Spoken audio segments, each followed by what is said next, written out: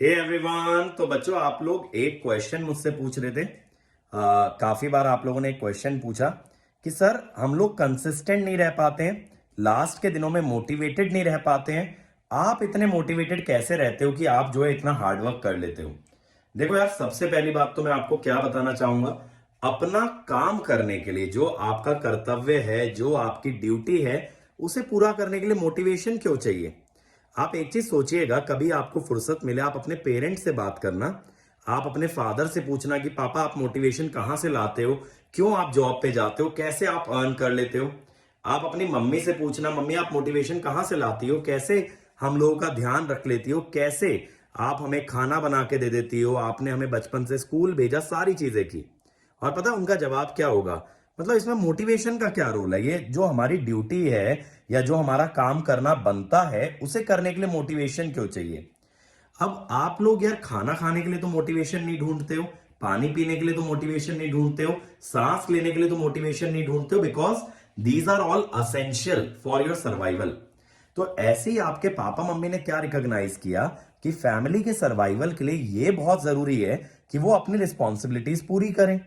अब जब एक इंसान रिस्पॉन्सिबल बन जाता है ना, तो फिर उसे मोटिवेशन की जरूरत नहीं पड़ती है अपनी रिस्पॉन्सिबिलिटीज पूरा करने के लिए।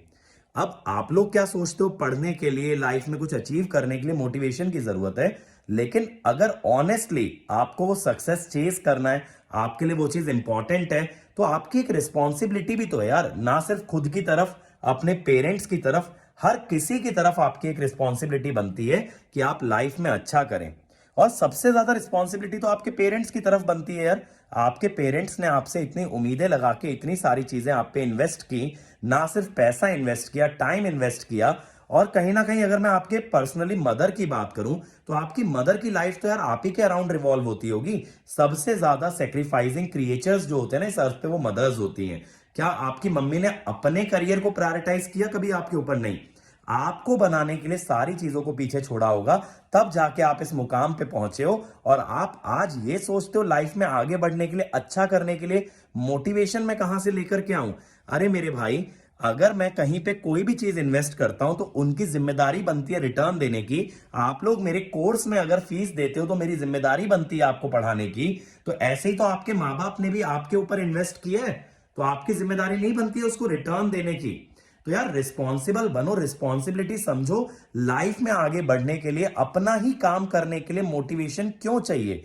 जो काम आपका है, आपको करना है, आपके करे बिना नहीं होगा और वहां पे दिक्कतें आने लगेंगी, तो इस चीज के लिए मोटिवेशन का जरूरत क्यों है। तो मोटिवेशन ओवररेटेड चीज है यार। आपको आपका ही काम करने के लिए मोटिवेशन की जरूरत कायदे से होनी नहीं चाहिए। तो इसीलिए आप लोग क्या करें, आप लोग अपनी रिस्पॉन्सिबिलिटी समझें, एक रूटीन बनाएं अपनी लाइफ का, और इन लास्ट के कुछ दिनों में बहुत जबरदस्त तरीके से मेहनत करें। जैसे अब आप देखो, आज की डेट में मैं 11 से 12 घंटे क्लास ले रहा हूं। तो 11 से 12 घंटे अगर मैं पढ़ा सकता हूं, तो 11 से 12 घंटे पढ़ना इंपॉसिबल नहीं है। बस एक स्ट्रिक्ट रूटीन की जरूरत है। जैसे मैं आपको बताता हूं मेरा रूटीन क्या है। मैं सुबह 6 से 7:30 क्लास लेता हूं, ठीक है। अर्ली मॉर्निंग 5:30 उठ जाता हूं, 7:30 से 8 ब्रेक, उसमें ब्रेकफास्ट कर लिया, फिर 8 से 9:30 फिर पढ़ाया। अब 1.5 घंटे तो आपके लिए भी पढ़ना इंपॉसिबल तो नहीं है। 9:30 फिर ब्रेक, फिर 1.5 घंटे का ब्रेक होता है, उसमें मैं सो जाता हूं।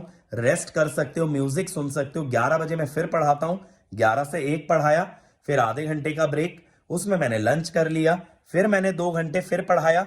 फिर मेरे पास होता है उसके बाद 2 से 2.5 घंटे का ब्रेक। उस 2 से 2.5 घंटे में मैं फिर रेस्ट कर लेता हूं, थोड़ा बहुत स्नैक्स खा लेता हूं, चाय पी लेता हूं और अपना रेस्ट कर लेता हूं।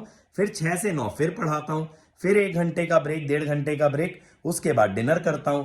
डिनर करने के बाद फिर 1 1.5 घंटे फिर पढ़ाता हूं। तो आप एक चीज समझेंगे कि मैं कंसिस्टेंटली पढ़ा रहा हूं, बट मैं बीच बीच में जो ब्रेक ले रहा हूं उसमें भी मेरा एक्टिविटी डिफाइंड है कि किस ब्रेक के अंदर मुझे रेस्ट करना है, किस ब्रेक में मुझे चाय पीना है, किस ब्रेक में नाश्ता करना है, लंच कब करना है। तो अपना रूटीन अगर अच्छे से बनाओगे, इस समय पे आपके लिए दो ही चीजें इंपॉर्टेंट है, आपकी पढ़ाई और आपका rest.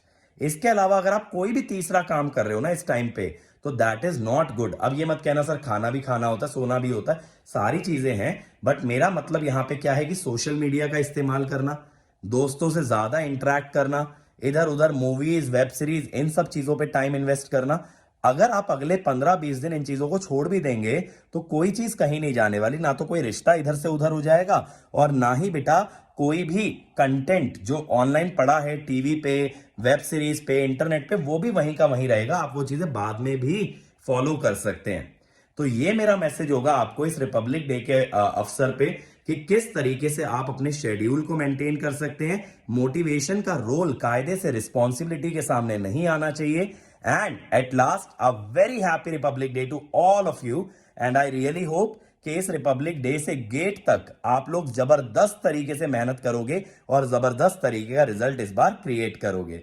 Okay, all the best and a very happy republic day.